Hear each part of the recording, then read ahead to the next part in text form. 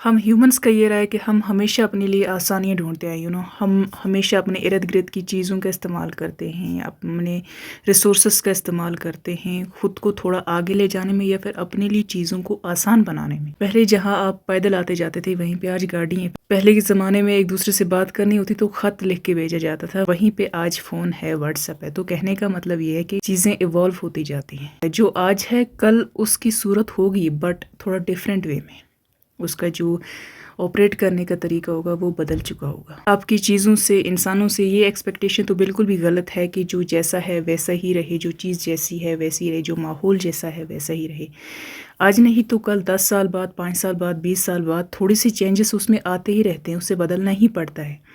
और बदलते रहने ही, इवॉल्व करते रहने ही ज़िंदगी का मकसद है। इसी को ज़िंदगी कहते हैं कि हम हमेशा आगे चलते रहते हैं, हम किसी एक जगह पर टिके नहीं रहते। या तो हम पिछली चीज़ों के बारे में सोचकर वहीं अटक के रह जाएं, या तो हम आगे बढ़ते रहें और अपनी ज़िंदगी को जी लें। पे उन दादा दादी से, उन अंकल आंटी से रिक्वेस्ट की जाती है कि अपने बच्चों पे अपने पास्ट को डब ना करो कि हमारे ज़माने में ये था, हमारे ज़माने में वो था, हमारे ज़माने में इतना सुकून था, आराम था, आज तो देखो ये है वो है।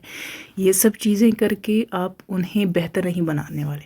आपके ज़माने में जो अच्छी चीज़ें थी वो आप अपने बच्चों के साथ शेयर कर सकते हैं, सो दैट इसमें उनकी भी हेल्प होगी। लेकिन अगर आप अपने पूरे के पूरे ज़माने को ही बेहतर कह रहे हैं तो ये आपकी गलत फहमी है। अगर हिस्ट्री उठाकर देखो तो हमारे जो एंसेस्टर्स रहे हैं वो सबसे ज़्यादा उनके ज़माने में ही प्रॉब्लम्स रही।